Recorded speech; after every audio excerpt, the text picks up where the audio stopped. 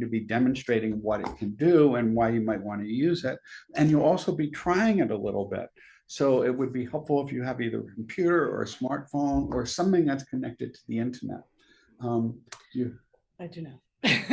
If you want to use my computer, just open up an incognito browser on it, and then that should work. Okay, so we're going to get started. And did I start the recording? Yes, I did. Okay, I'm tired. Okay, so we're going to talk a little bit about iClicker Cloud. One of the things that happens is that any student here on campus can use this at no cost, which is a nice change. Students used to have to sign up for an account, and now CTS has, since 2021, has been paying for student use of this. We have a campus license, and it costs the college $4 per student per semester, no matter how many courses are enrolled in, which makes it really kind of affordable. So now, if you don't have an account, you're going to create one. But first, what you're going to do is go to iClicker Cloud. Actually, I think before you do this, go to iClicker Cloud. What is it again? iClicker Cloud, iClicker.com. Okay, and create an instructor account. You'll have to give it your email address, create a password. It'll ask you what institution you're in. It'll ask you where your institution is located, type Oswego, and then there's no charge to the institution for instructor accounts. And once you have an instructor account, that same account can be used as a student account. So that way there's no cost of exploring it as an instructor. So iClicker.com, leave out the join and all that. We'll do that once you have the account already created. And then this is how you'll join the session we're going to be using today.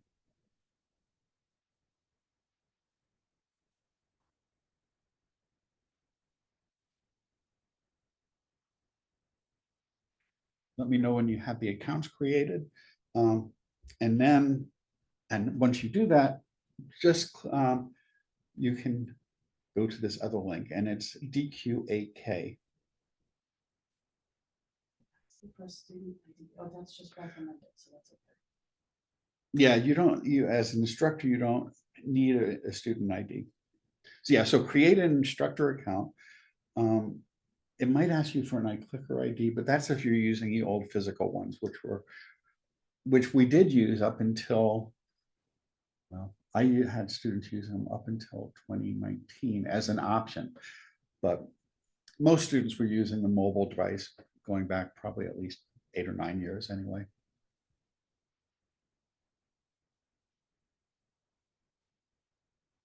So once you have it, your account set up, exit from there and log back in again, but this time as a student. And then click on the join, and that will match you up with the session we're doing today. Now that's, by the way, students don't have to join. We have an integration between Brightspace and iClicker. So once you identify the course and you set up the course to be used with it, students are automatically enrolled in the course, and they get a reminder telling them how to become active, how to use it in class. And they do have to create some information if they've never used it before. But one of the things that amazes me is even in my second semester, usually 80 to 90% of the students in my upper level class already have iClicker accounts because they use them in one or the other classes. And we use them in, I think, nearly every section of introductory economics, with the exception of one person who's just kind of a little reluctant to enter the century. But I won't mention any names. But in any case, most people do use them. In fact, we use them in probably most of our classes, upper level as low as intro classes. Okay, so has everyone got an account? Yep.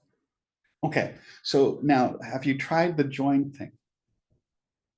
Okay, now what I'm going to do is show you a little bit from the instructor side before we actually start using it, just to show you what it's like as an instructor. You'd go into the classroom. There would be an icon, by the way. Would there be? Yeah, there would be. there would be an instructor. Okay, never mind. On the podium in the classroom, there would be an icon that says iClicker Cloud, and you would click on it. I do not have that icon there, but I do have it as a program, and I forgot that I have it installed here. So I'm just going to click on it, and in the classroom, you would log in as an instructor if you're using it, and it's showing up on my other. There's a required upload. I use this on my computer, but I did not use it on the computer I'm presenting from. So there's a mandatory update. And again, you would not have to do this in the classroom because it's already right there. All you have to do is log into it. So if you want to play with it, though, you can always download it yourself if you want to experiment with it, which isn't a bad thing. Here we go. Oh, what is all this stuff? Oh, it's just giving me some filler while it downloads all that. Here we go. I should have checked this before. I am now installing this.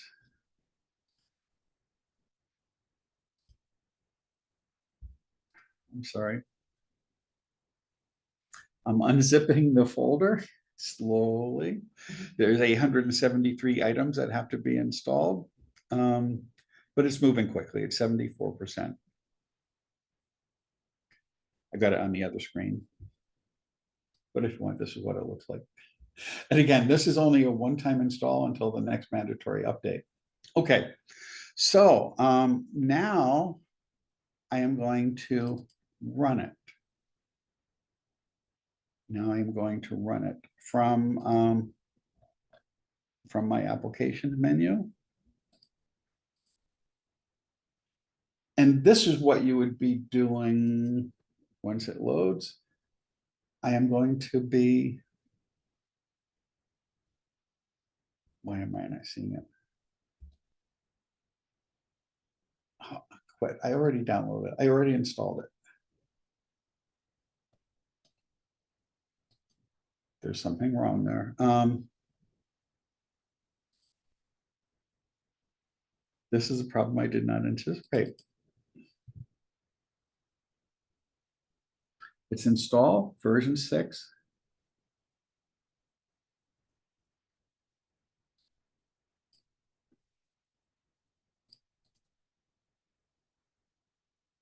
Okay, now I've got it. I think it's loading on the other screen.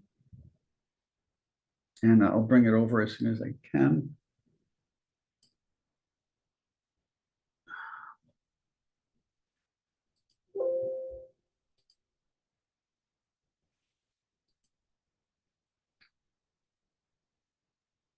Okay, now I have an iClicker sign in. I'm going to log in.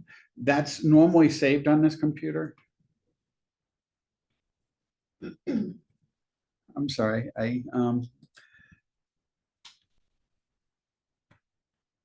okay, so what you would happen if you were using it as an instructor in class is you click on the link, it would do about a 10-second install, then you log in, and then and I'm going to remember me so I don't ever have to do it again on this computer, and then you sign in, and it's loading my courses, and the only one is this little test course that I set up just for today.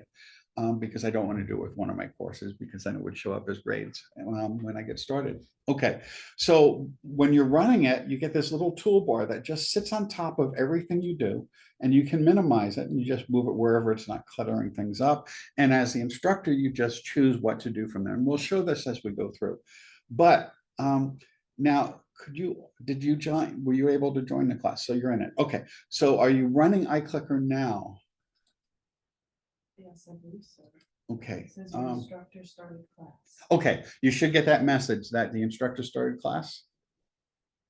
Okay, normally I do this as soon as I get into the classroom, so that way students can join. I often have 300 or 400 students in my class, and if they all try connecting at once, there's a little bit of delay for the last ones, but students will trickle in over 10 or 15 minutes before the class period, and this allows everyone to get in and get connected before, and I do see there are 2 participants in it, I think. So click join. So yeah, so join the class. And now we're just going to go through how it might be used. And this will all be anonymous because it's not connected to a gradebook or anything. So there we go. Oh, so yeah, so what we're going to do is just give, and you can write whatever you want, it doesn't really matter, but I'm going to ask this question. What are your concerns about the fall semester? And you can make something up there. So this is going to be an example of a short answer, a free response. And as the instructor, you just click this and it will, because I've got multiple displays, I want to use the TV display here, which is what you're seeing. And what it does when the instructor activates a question is it does a screen grab of whatever's there. And that becomes a question that's stored in the database. So when you go back to see what students were responding to, you get you get a capture of the screen. And that will pop up for students too when they look at their grade book to see what the questions were. So type in some response. And we have 2 responses. So I'm going to stop it. You can also set it to automatically count down and stop. So now when you're ready to stop it, you can do this and look at the results. And giving birth. Okay, that would be something to be, I'd be very concerned about. Yes, that is me. And stress is another issue. Maggie's had a lot of practice with that recently. I have. So yeah, but that's how you can use it. And one of the nice things that happens is even in a large class, oh, by the way, this won't work very well with this example, but if you do this in a large class and you ask students this on the first day, one of the options is to generate a word cloud. Now, with 2 responses with no words in common, that's not going to show very much, but it will show some patterns in a larger class. And they're working on some AI integrations. And I'm hoping one of the things I'll do is interpret some of this to give, some common themes. Right now, that's not there, but they're still working on it. And I am in the beta test pilot group, but right now it's only generating questions. It's not actually, basically it generates questions for you. It's not actually doing any analysis of it yet, but I'm hoping that'll change because that is something being integrated into Brightspace and some other tools too. Okay, so some questions. Why might you use polling? And again, this is again a free response. So let's try that. We're going to close the responses and do another quick question. What might be some reasons for using polling in a class?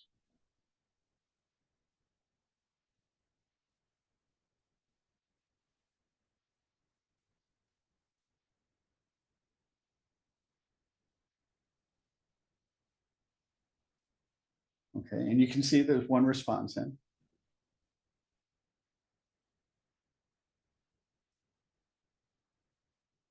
And 2 responses. So we'll stop the polling here. We'll look at the responses and getting more students participate, gauging student understanding. But both are really good responses.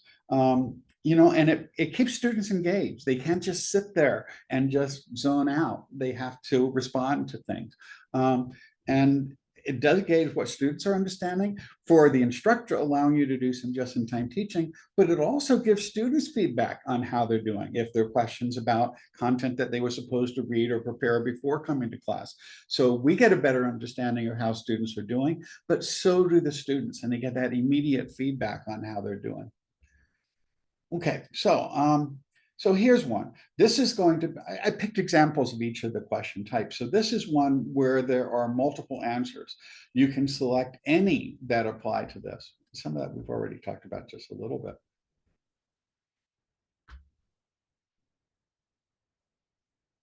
So select any that you think might be correct.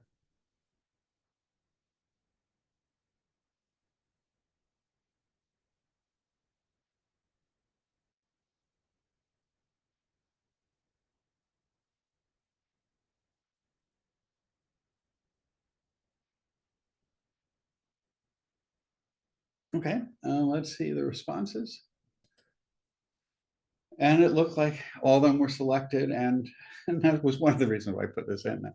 It addresses student metacognition because students get to see whether their perceptions of what they know matches what the instructor perceives as what they should know and so forth. It gives us that real-time information as you selected before. It also brings students back to focus. If you've done a short lecture, students can sometimes zone out a little bit. But once they go to a question, it forces them to think a little bit, to process and become re-engaged. And it's like resetting a clock in the class. So that's another use, a good use of it. I know some people, when they first tried it, are kind of a little bit scared because all of a sudden it gets really loud in the class when people, especially in a large class, but they want to know what the answer is. So they come right back to focus after it because they are curious now. And that also builds in just a little bit of curiosity, which makes it more likely that they'll remember things. You can also use it before you start discussing a topic to gather information on what students know before you start the class. Because we're trying to get students to understand our disciplines, but they come in with some ideas of how the discipline functions and about how the world works, which might not always be very accurate or may not match what we're going to be focusing on. And knowing what students come into the class with is really helpful in breaking down their prior learning, because the unlearning component can be as important as the new material they're learning. Eric Mazur, who was one of the first people to use this type of methodology extensively at Harvard back about 22 years ago now, one of the things he noted was that with the forced concept inventory, a standardized test in physics used to measure the effectiveness of different methods of teaching, noted that even after students were able to plug all the numbers into the formula and get correct answers on very fixed formulaic type problems, when you ask them questions about the intuition behind it, the intuition often more in the demonstrated in the responses often came much closer to being the types of things they had seen in cartoons when they were younger. For a very simple example of that, when students were asked, if you have a rock in a sling and you swing it around, what will happen to that rock when the rock is released? And many of the students would say it would keep spiraling in that distance, into the distance, because that's what the cartoons would have suggested, rather than the actual motion, rather than the Newtonian laws of physics and so forth.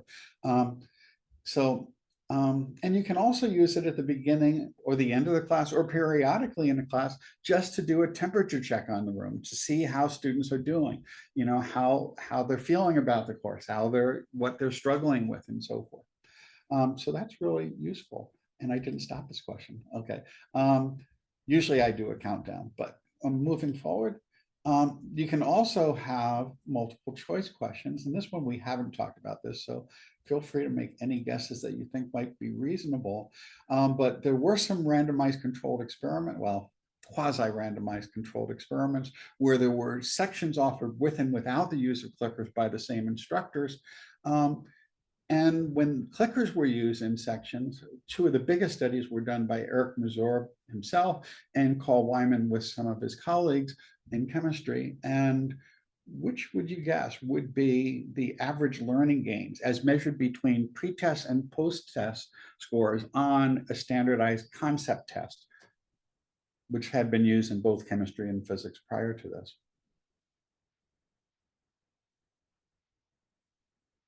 Okay, and let's see. And well, the actual answer was D, that Carl Wyman found a doubling in chemistry and Eric Mazur found a tripling in the gain from the pre-test to the post-test using the same types of lecture content and the same test environment when clickers combined with peer discussion were used in classes. So that's a pretty dramatic change. Those are some of the largest results that have been found.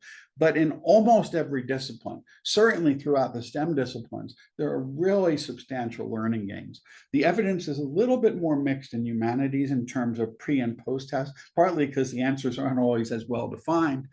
But in all cases, students find it engaging and instructors tend to find it useful because it just makes a class a little bit more interesting and you get more interaction in classes, especially larger classes.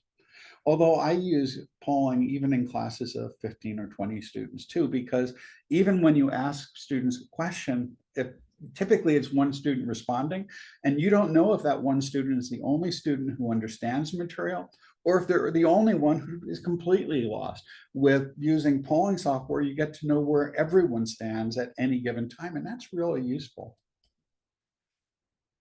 Okay, this was a question I put together a little bit earlier, but I just did this for a simple numeric response. So this is going to be a numeric response. I have one question of each of the types here. So let's do this. So suppose this was, I put this together earlier, but suppose there were 100 students who came in with COVID, as if we were actually measuring that. But if cases are rising by 10% per week, how many cases would be expected 2 weeks later? And assume the old ones are gone. How many new cases would there be 2 weeks later?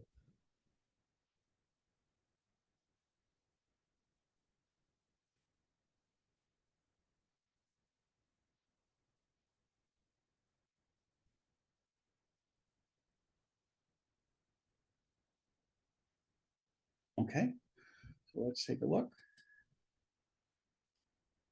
And well, okay, there'd be a gain of 21 or a total of 121 because it's while you're gaining 10% a week, it's that compound growth. So 1 week later, you'd have 110, but then 1.1 times that would be 121 because the growth is building on the previous growth. So, and then what happens as the instructor, by the way, is you can mark the questions as being correct, you know, et cetera, except here, well, usually there'd only be one correct unless it's one of the multiple select ones. But here, students may express things in different ways. Like if you ask them a question about a percentage, some of them will throw in a percent sign, some of them will write it as a decimal, but you can flag the correct answers and that it gets automatically uploaded to the gradebook that way too. Now, here's an interesting question. Now, this one I don't really expect anyone to know, but this is a graph that I use in my economics class. I originally used it with multiple choice type questions. And actually this is, well, okay. This tells you what happens if you introduce a tax in terms of the cost to consumers and the producers and who pays a tax, what the effect on sales would be and so forth. But with this one, this is what's called a target response. And what you have to do basically is click on the image using either a mouse or your touchscreen on your phone or tablet to select where you think the correct answer is. And it doesn't matter where you answer, but I'll show you what will happen. And this is kind of interesting if you, oh, I didn't start it though, did I? Let me start that. This is kind of interesting to see because it gets really crowded if you have 300 or 400 students. It probably works better in classes of 30, 40, 50, or 60.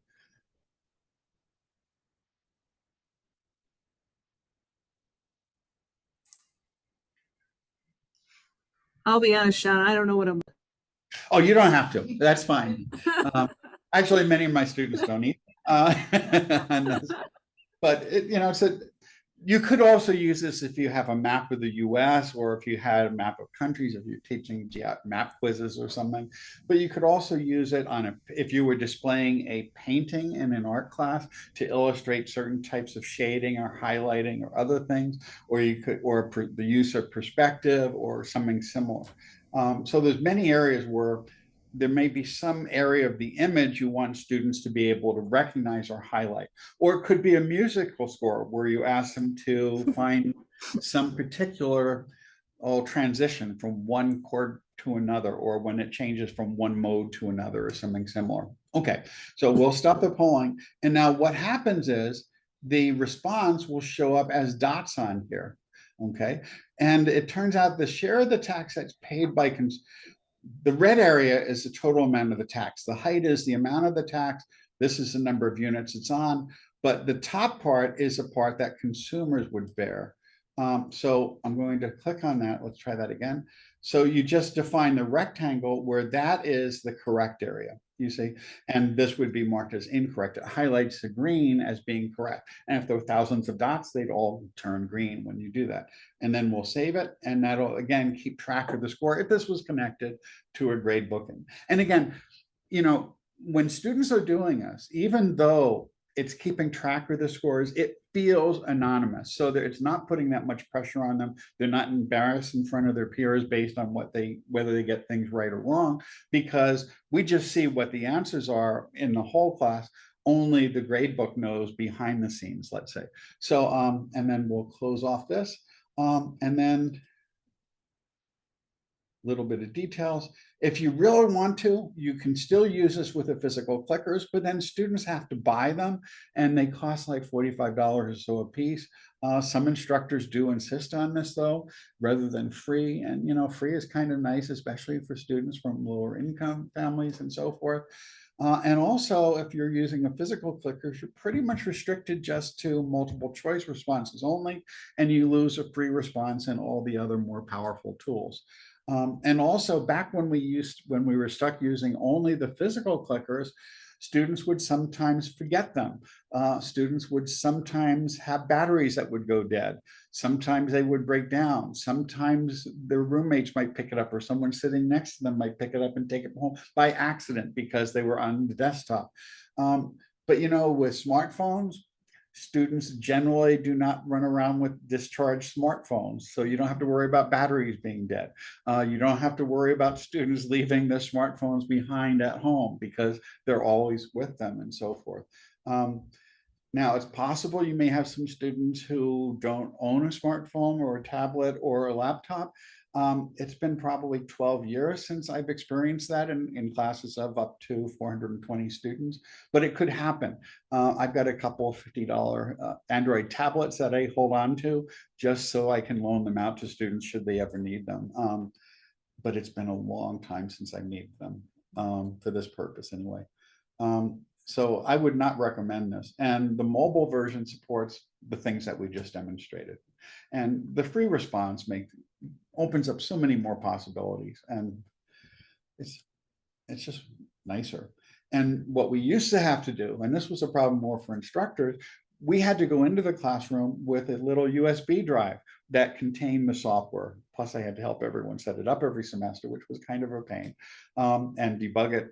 But the other thing is, sometimes students would forget, instructors would forget to disconnect the USB drive before removing it or shut down the computer. And then the files became corrupted. And then I had to help people clean up the files, and sometimes had to rebuild the file structure if the corruption hit into their database. Or sometimes faculty, and I did this once myself, left the USB drive behind in the computer because they were packing up or students were asking questions and they just left it behind. This way, all the data is in the cloud. You don't have to worry about using the drive or having the drive go bad or getting it caught in the rain or something similar, or accidentally dropping it somewhere. And it's integrated with the Brightspace gradebook. And the integration is really simple. Basically, after class, once you select the correct answers, which you can do in real time, as I demonstrated, you just connect to the class. It will tell you when you first do a connection whether there's any new students in the class who are being added or whether any students are dropped. And it asks you to confirm that those students are no longer there. And I've never seen it make a mistake. And then after it updates or it syncs the two together, it will just upload the grade as a column of data. The next session at 3 o'clock, if anyone wants to, we'll talk about how to set up the class, because there's a number of parameters that you set up, and we'll talk about integrating it into the Brightspace gradebook. Yeah, so these are the old clickers. We've got a pile of them over in the corner of the table here. They were $20 or so used, $45 new. And it was relatively, you know, if students were going to use it for 4 years, it wasn't such a bad deal, but it was just one more cost for students. And it was a radio frequency connection. And Some people like them though, because they don't want students to have mobile devices in the classroom. Most of those instructors are in their late 70s or early 80s now. So we probably won't be seeing too much of that anymore. I think one just retired. And another thing is it can't be used remotely. And this became a real problem when we went to remote instruction during the pandemic. So the people who were trying to use them could no longer use them. Now, students tried, but when they were sitting in Long Island or New York City, the radio frequency transmissions from there just didn't quite make it all the way up to Oswego. They were good for about maybe 200 feet, 300 feet or so, but they certainly didn't extend across the state. And I had some students who were in other countries at the time, because some students went back home because of deaths in the family, or just because they were kind of locked down here. Okay, so I wouldn't recommend these, but it's possible. The main advantage of using physical collectors is you don't have to worry about students being distracted by Instagram posts or Snapchats or other things, or video games on their phone. The mobile app though can be used anywhere. And so, certainly during COVID, it was kind of nice to have students being able to come in and do this no matter where they were. And also, when you teach large classes, there's always going to be some students who are traveling for sporting events. Some students might be making presentations at a conference occasionally. Some students will be away at a wedding. Some students will have COVID, or they'll have RSV, or they'll have the flu, or they'll be hospitalized. They'll have a broken leg or something and just be, recovering from surgery or something. But they can still come in. If you broadcast your class out over Zoom, for example, they can still participating in all the class activities, including this. Although they don't always enjoy doing that if they just had surgery that morning. But I have had students who did come in right after their surgery. It just requires a web connected mobile device. And while it was free for the spring, it's going to be free this fall as well. And if students had to pay for the iClicker Cloud, it's $16 for 6 months, $24.99 for a year, $34.99 for 2 years, and $50, $49.99 for 4 years. But again, it costs the college only $4 per student, and many students will be using this in 2 or 3 or 4 classes. So any student who's already using it in a class, it doesn't even cost the college anything more. So it's a nice arrangement. Some things to consider. Again, you do need a base station in the classroom. There, you'll see them in the corners of the room. We have one over in the corner there. We haven't used them in about 4 years now, but CTS does have them. They can install them if you want to use physical clickers. But if you want to use all these other question types, you have to use the iClicker Cloud, the mobile version. And if some students may attend remotely, either platform works, but any student participating remotely must use iClicker Cloud. Now, there is a geofencing option, because one concern that some faculty have is that students will not be attending class. The questions will still pop up on their mobile device, and they will still answer those questions, and it will show up as if they were in class. And you could try geofencing. Some people have tried it and it worked successfully for most students. Other people have found that it doesn't work terribly well, because the geofencing is based on the point of contact for your internet connection. And it's not always very accurate. If you're connected using AT&T or Verizon, for example, and your GPS is not working at the time, it may show you as being located at wherever the nearest Verizon or AT&T data center is, or whatever that you're connected to, which could be anywhere in the country or maybe even anywhere in the world, depending on the network. So it's a little bit iffy, and I haven't used it because I had too many students who were sitting in the classroom who were not able to connect to it because they were blocked by the geofencing. But it does keep people who are away from participating, but it sometimes will keep students who are 20 feet away from you from participating, especially if they're not connecting through the campus network. So, you can try it, and I believe it's better now than it was 2 or 3 years ago, from what I've heard, but it's still not 100% reliable. And my perspective is that if students are going to connect remotely, it's probably better than them not trying it at all. One thing some instructors do, and you can do this in the settings, is you can block it so that students who are not seeing the screen, either on Zoom or in person, will not see the question. So they'll just be randomly guessing. I know a number of people who do that, just kind of as a penalty for students who are trying to get away with just pressing buttons, hoping that some of them are correct, to suggest that they were actually physically present when they weren't.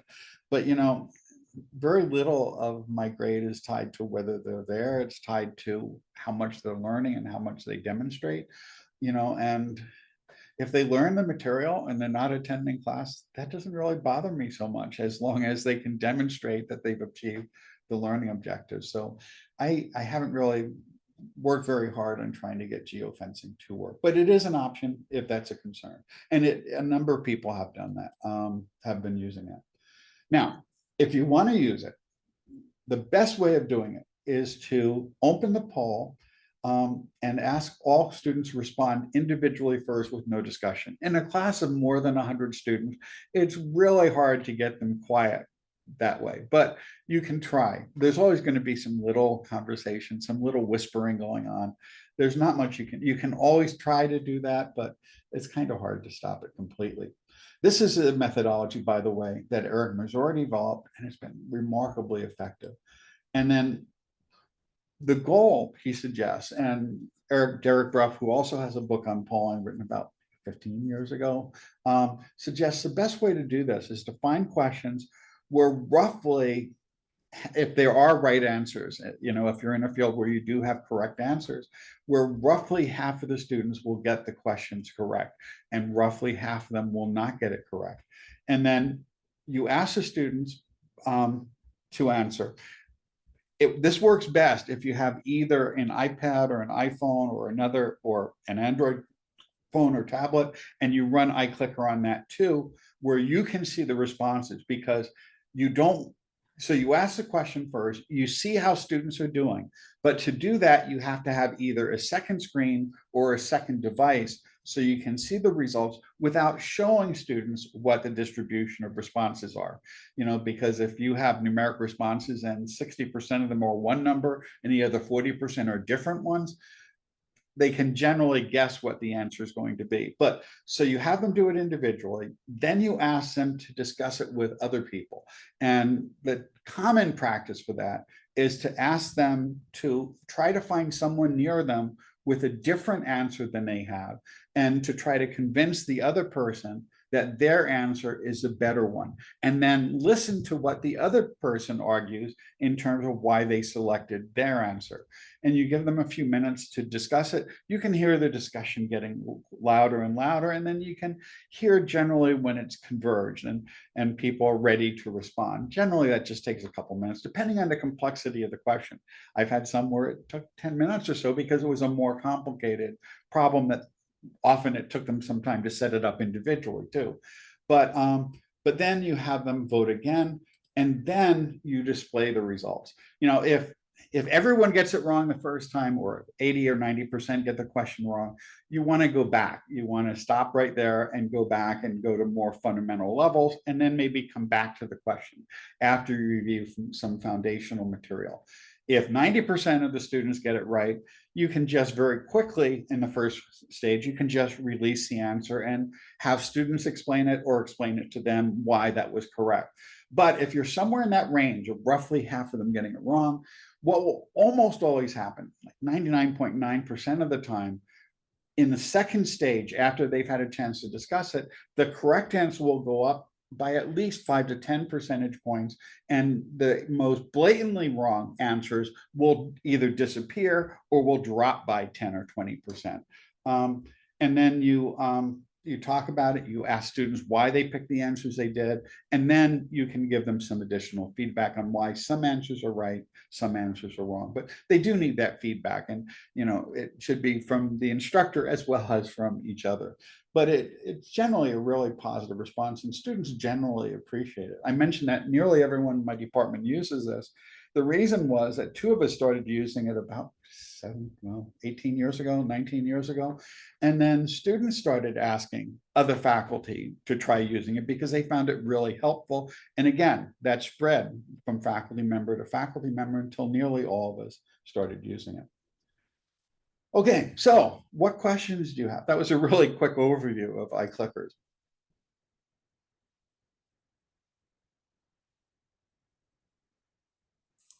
I have more of a comment, I guess, which is, I'm the chair of the First Leap Committee, so I'm thinking about building students' confidence and making them feel that sense of belonging. And I can see how this would be really useful for students to be able to participate anonymously and kind of get their feedback.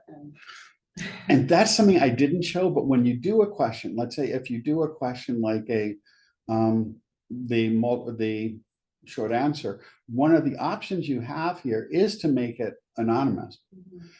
And one other thing, by the way, is in terms of metacognition, you can also have them rate their confidence in the answer. So there's two stages where first they answer the question, and then they rate their confidence and how confident they are that that's the correct answer, which can also, at least in principle, result in some improved metacognition, because now they have to think about how sure they are. And if they keep getting feedback that says, you weren't that sure, but you're getting it correct, that could help build their confidence in their responses. On the other hand, if they're really confident that they're right and they keep getting things wrong, it might force them to reevaluate their preparation for class and maybe force them to develop perhaps a deeper understanding. So I know people's responses with this have been mixed. I haven't used it yet. It's only been out there for about a year. But I know some people used it and it worked really well, but students got tired of it after a few weeks of it. But, it may depend on the context, how often you ask questions and so on.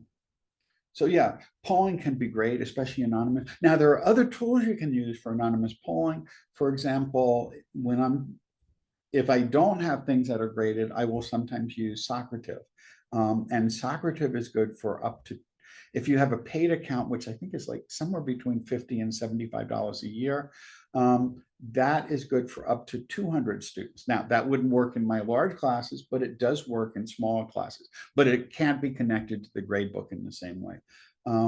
There's in larger groups, there's not that many there's other tools that like Mentimeter you could get an account with. I'm not sure what the limit on that is, but most of them are paid accounts. Socrative is free for up to, I think it's 50 students, but to go up to 200, you need to have a paid account, which I do because I use it in the summer when I teach at Duke.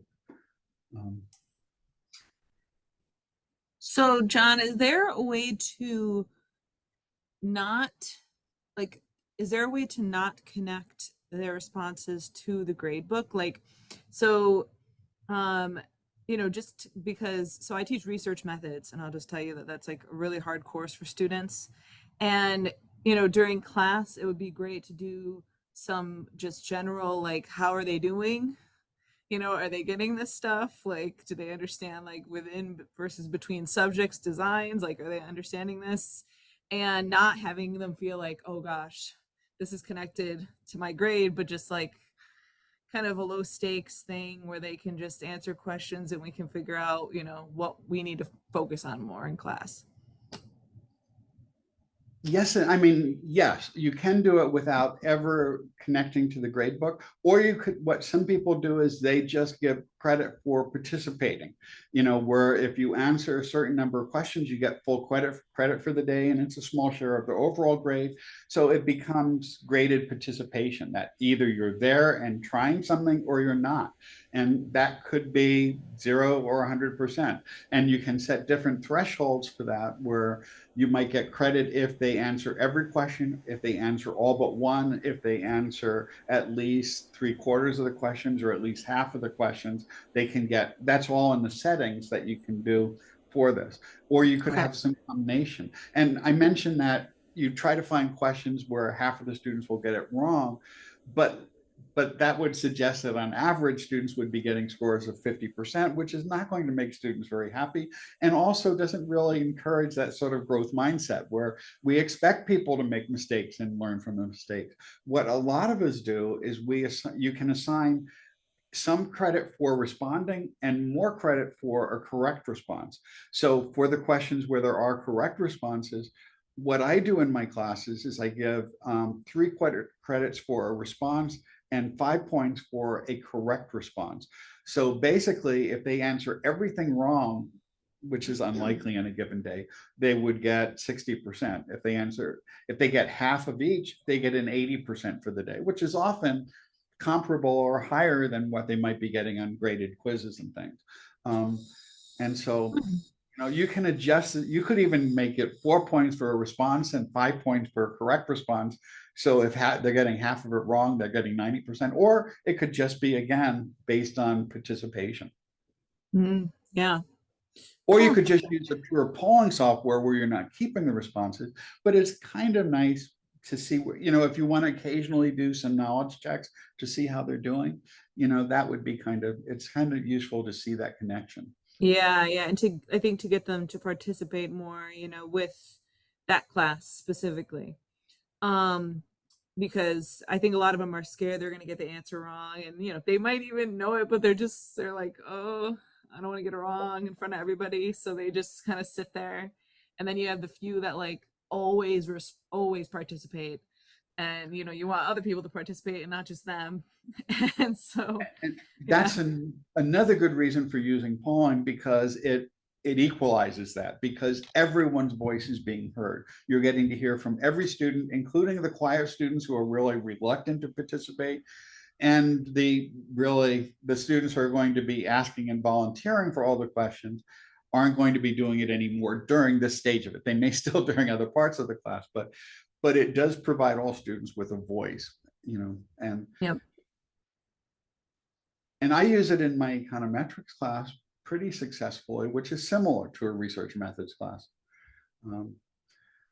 I did have one student who got pretty much every question wrong all through the semester, but she was not particularly happy about that or about much else in the class, although she ended up doing a pretty good project. But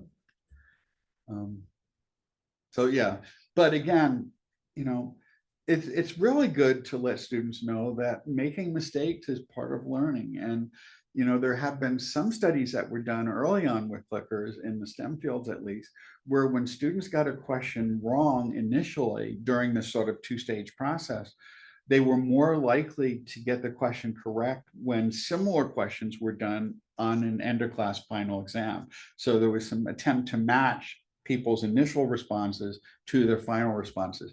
More recent studies haven't found that effect to be quite as strong, but there was at least some early studies which suggested making a mistake and getting feedback on it early made it more likely you'd remember that long term than if you got it wrong, than if you got it correct the first time around. So, it's good to encourage students to say it's perfectly normal to make mistakes. And in fact, these questions are designed where you're expected to make some mistakes. But, by stretching yourself at these things, you're learning, you're forcing yourself to think about them a bit more deeply and develop a better understanding of it so that you can be more successful later. Because the other thing I do and most people do is we tend to drop the lowest 5 scores or something similar, depending on how often the class meets. If it meets weekly, you probably wouldn't want to drop 5 scores, but most of my classes, well, when I use this in a large class, it meets twice a week. So 5 scores is 2.5 weeks of classes that they could miss without any penalty, or where they could just do really poorly 2.5 weeks. And usually there's some type of internet interruption in the classroom on one occasion where I have to drop a 6 days worth because, our network is not always, it's much better than it was 2 or 3 years ago, but it's not uncommon for days to happen where one of the internet access points in the large classroom goes offline and people in one section of the room, only half of them can connect. So I'll just go through it that day and say, look, we're going to drop one more day of classes. If you're able to answer today, that's great. If you're not, this can be one of those days you drop and you'll have an extra drop. So that tends to resolve most of those issues. Any other questions? It's a lot of fun. Most people, once they start using polling in classes, never go back. I only know one person who went back, and that was because they were concerned about issues with students with who needed extra time. But generally, you allow more than enough time. I've never had a complaint from a student.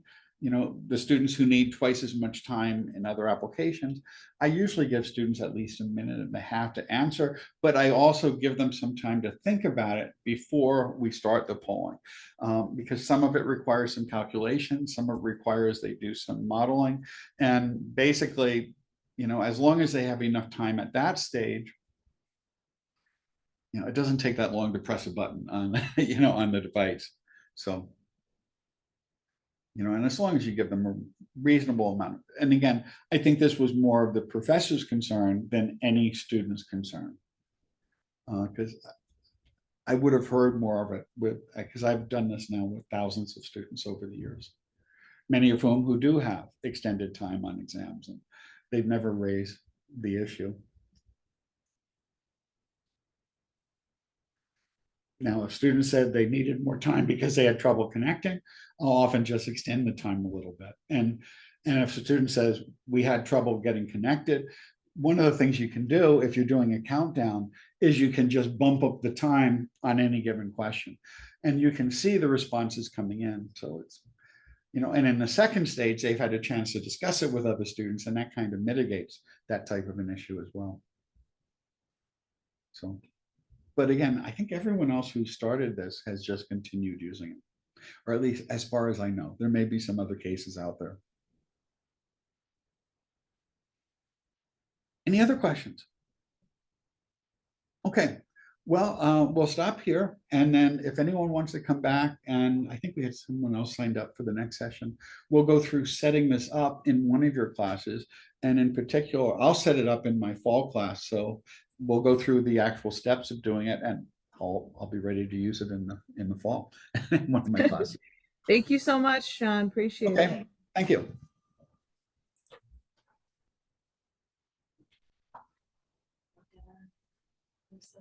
Yeah, if you could.